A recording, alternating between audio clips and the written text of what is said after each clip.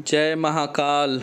मेरे प्रिय साधकों और मित्रों, आज मैं आप लोगों को एक मुस्लिम सुरक्षा मंत्र और ये मंत्र 3 इसमें काम करता है। एक सुरक्षा घेरा का भी काम करता है, इसका ताबीज़ भी आप बना सकते हैं, भूत प्रेत भी भगा सकते हैं। और एक चौथा प्रयोग ये है कि जिसके शरीर में भूत प्रेत हो उसको अगर इस मंत्र से पानी पड़ के उसके चारों तरफ अगर एक घेरा बना दे तो वो वहाँ से भाग नहीं पाएगा, भूत उसी घेरे के अंदर रुक जाएगा।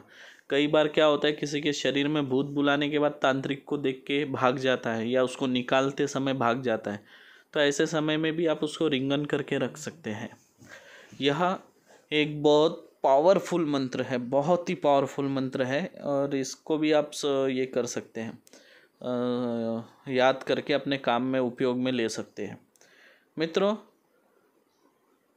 आपको आज एक मैं बात बताता हूँ, और जो मुस्लिम अगर कोई दर्शक होंगे मेरे, तो उनको भी ये बात बहुत महत्वपूर्ण होंगी आज की, कि आप लोगों ने बहुत से मंत्र देखे होंगे कि जिसमें शुरुआत में लिखा होता है ओम नमो आदेश गुरु को, बराबर। पर अगर जो मुस्लिम भाई हो वो लोग ओम नमो आदेश गुरु को ना बोलते हुए बिस्मिल्लाह रहमान रहीम अगर ये शब्द लगा दे और बाकी मंत्र सेम रखे तो भी काम होता है। आपको बता दे रहा हूँ, ये बात कोई नहीं बताएगा पर मैं आपको बता रहा हूँ। मुस्लिम लोग ओम नमो आदेश गुरु को न बोलते हुए बिस्मिल्लाह रहमान रहीम अगर ऐसा बोलते हो तो भी चलेगा। शुरुआत हेडलाइन ऐसा आप करना है आपको। ये बात आप लोगों को कोई नहीं बताएगा। था आप लोगों को, सोचिए आज तक किसी ने बताया ये बात, या आप लोगों को मालूम थी ये बात इससे पहले? नहीं थी, पर आज मैं बता रहा हूँ। जो भी मंत्र जिसमें ओम नमो आदेश गुरु को आता है उसके आगे आप लोग ओम नमो आदेश गुरु को हटा के बिस्मिल्लाह रहमान रहीम बोले और बाकी मंत्र कंटिन्यू करें तो भी चलेगा। ये आप ध्यान रखें, ये बहुत महत्वपूर्ण बात है जो आज मैं आप लोगों को बता रहा हूँ। कोई नहीं बताएगा यूट्यूब पर, मैं बता रहा हूँ आपको, क्योंकि हमारा दिन रात यही काम है। इसमें हमारा जीवन का 15-20 साल चला गया है इस लाइन में, इसका अध्ययन करते करते। और आज जो मैं मंत्र बता रहा हूँ इसको भी मैंने कई बार प्रयोग में लिया।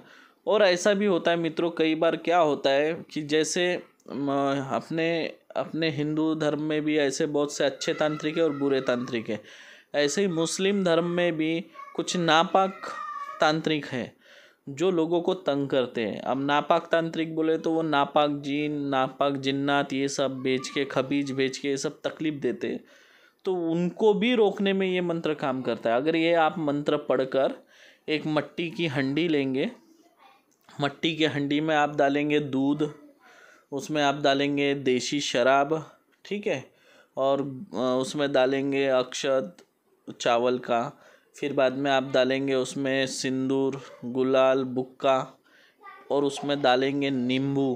कितने नींबू डालेंगे? 5 नींबू, ठीक है, और उसमें डालेंगे कुछ खीले। अगर अब ऐसे देखा जाए तो अगर आपने उसको 10 नींबू डाले तो बहुत अच्छा है, 10 नींबू और 10 खीले डाल दे तो बहुत अच्छा होगा। और उसके बाद में इस मंत्र से 21 बार अभिमंत्रित कर ले। क्या डालना है आपको उस मटके में? देखो मैं भूल गया था, आपको अच्छे से याद दिलाऊं क्योंकि काफ़ी दिन हो गया मैंने इसका प्रयोग नहीं किया। एक मिट्टी का मटका लेना है, उसमें दूध डालना है, दूध शराब, और दूध शराब, हाँ, गंगा जल, पानी, ठीक है, ये चीज़ें मिलाना है। और उसमें अक्षत, गुलाल, बुक्का, सिंदूर ये सब डाल के मंत्र पढ़े। नींबू 10 डाल दे, 10 खीले डाल दे, और 21 बार इस मंत्र को पढ़कर उस घर के चारों तरफ ऐसा ऊपर से खड़े होकर, नीचे मटके में छेद गिरा देने का, और घर के ऊपर अगर छत हो तो ठीक है, अगर गोल घूम सकते हो तो बहुत अच्छी बात है। इस मंत्र को पढ़कर वो नीचे छेद गिरा के अगर आप उस घर को गोल रिंगन बना देंगे तो यकीन मानिए उस घर का सुरक्षा कवच बन जाएगा। उस घर में किसी तरह का भूत प्रेत का साया नहीं आ सकता।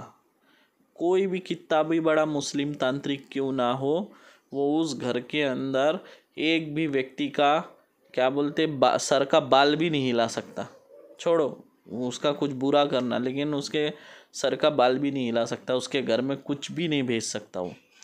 इतना पावरफुल ये मंत्र है। तो आप देखिए, एक ही मंत्र है लेकिन 4-5 जगह काम आ रहा है, 4-5 जगह उपयोग आ रहा है। जैसे जैसे मैंने जो जो उपयोग किया है वो सब मैं आपको याद आ रहा वैसे वैसे बता रहा था। तो आप लोग समझ गए, इसको आप करिए। और मित्रों एक बात ध्यान रखिए, मंत्र विज्ञान है, ठीक है। ये तंत्र मार्ग कभी जाति धर्म नहीं देखता है, मैं आपको बता दूं। और जाति धर्म देखकर कभी एक साधक नहीं बन पाता।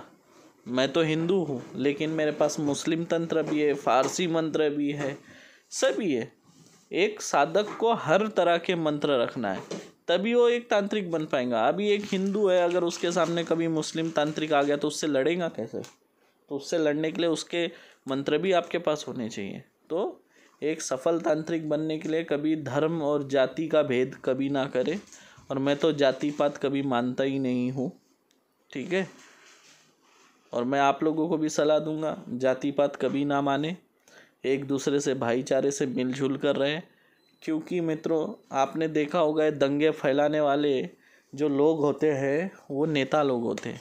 कभी उनके घर का कोई मरा, कभी उनका बेटा मरा, कभी कोई उनका रिश्तेदार मरा, दंगों में नहीं मरा। आप और हम जैसे आम इंसान मरते हैं। इसलिए मैं हमेशा बोलूँगा, याद रखना, मेरी एक छोटी सी लिखी हुई लाइन मैं आपको बोल दूँ, संभल जा ए इंसान, क्या? संभल जा ए इंसान, हिंदू मुस्लिम नाम के इस जातिवाद वाले चूल्हे से संभल जा। चूल्हा समझते ना आप? चूल्हा मतलब सिगड़ी बोलो या लकड़ी का चूल्हा बोलो, है ना, चूल्हा जिसमें अंगार जलाते, खाना पकाते, चूल्हा। तो मैंने क्या कहा? हिंदू मुस्लिम नाम के जातिवाद वाले इस चूल्हे से तू संभल जा। कहीं कल ऐसा ना हो जाए, क्या? कहीं कल ऐसा ना हो जाए, इस चूल्हे में जलने वाली तुम लकड़ी बन जाओ। क्या बन जाओ? इस चूल्हे में जलने वाले तुम लकड़ी बन जाओ। सही कहा ना? जब तुम इस चूल्हे की लकड़ी बनोगे, तब यह चूल्हा ये नहीं देखेगा कि तू हिंदू है या तू मुसलमान। समझ गए आप? तो इसलिए तंत्र मंत्र ज्ञान में भी भेदभाव नहीं करना चाहिए और आपस में भी भाईचारे से मिलके रहना चाहिए। यही मैं आप लोगों से सलाह दूंगा। जितना हिंदुओं का योगदान रहा भारत को आज़ादी दिलाने में, उतना ही मुस्लिमों का भी योगदान रहा है। स्वतंत्र सेनानी में मुस्लिम लोग भी थे, देश के आज़ादी के लिए वो लोग भी लड़े। तो मित्रों, ये हमारा देश है, मिलजुल के रहना सिखाता है। कई समाज के लोग होकर भी इतनी शांतता इस देश में है, दूसरे देश में है क्या? आपको तो गर्व होने चाहिए कि ऐसे एक आध्यात्मिक देश में हम हैं, और ऐसे आध्यात्मिक देश में है जहाँ फॉरेनर लोग आकर यहाँ के गुरुओं से दीक्षा लेके तंत्र मंत्र सीख रहे हैं। मित्रों, इससे बड़ी और हमारे लिए गर्व की क्या बात होना चाहिए कि विदेशी आ रहे और हमारा तंत्र मंत्र का ज्ञान लेके वहाँ जा रहे, और हम कितने बेवकूफ़ कि यहाँ पे होकर हम हमारी ही विद्या को नहीं सीख रहे, हम हमारे ही विद्या का मजाक उड़ा रहे, और फॉरेनर लोग आके हमारे विद्याओं का सम्मान कर रहे और अपने देश में ले जा रहे।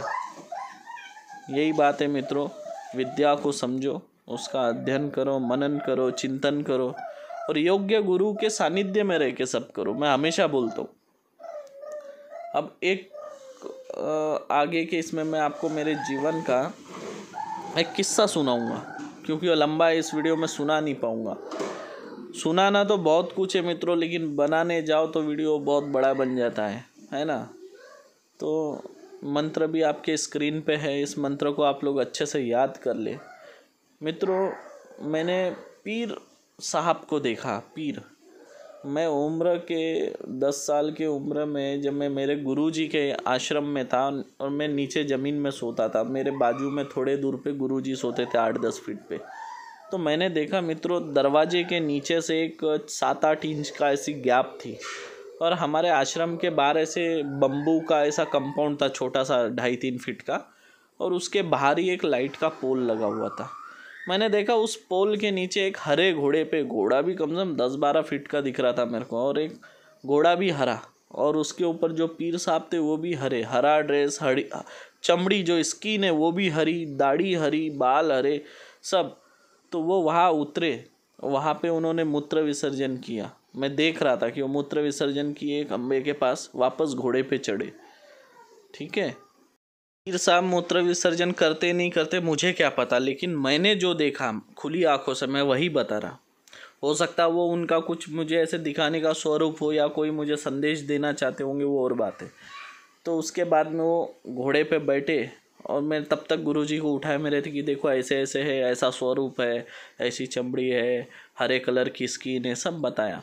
और मैं बोला वो देखो जा रहे मुझे गुरुजी को तब नहीं दिखे वो, लेकिन जब वो एक 10-15 फीट दूर गए तब मेरे गुरुजी को दिखे। तो मेरे गुरुजी ने बोला देख, बोले उनके पीछे मुकुट में एक हरे कलर का ये है क्या, कमल का फूल दिख रहा है क्या? मैं बोला हाँ कमल का फूल है हरे कलर का। तो फिर मेरे गुरुजी बोले वो पीर साहब है, बोले मुस्लिम समाज के पीर साहब है, उनको नमस्कार करो, आशीर्वाद मांगो। तो मित्रों वो जा रहे थे, लेकिन जब मैंने आशीर्वाद ऐसा हाथ जोड़ा, मुझे आशीर्वाद दो, उनके तरफ देखते हुए खुली आंखों से ऐसा जब बोला मित्रों, उन्होंने मेरे तरफ पीछे पलट कर देखा। तो मैंने गुरुजी को बताया मुझे पीछे पलट कर देख रहे, तो बोले तुझे आशीर्वाद दे दिया उन्होंने।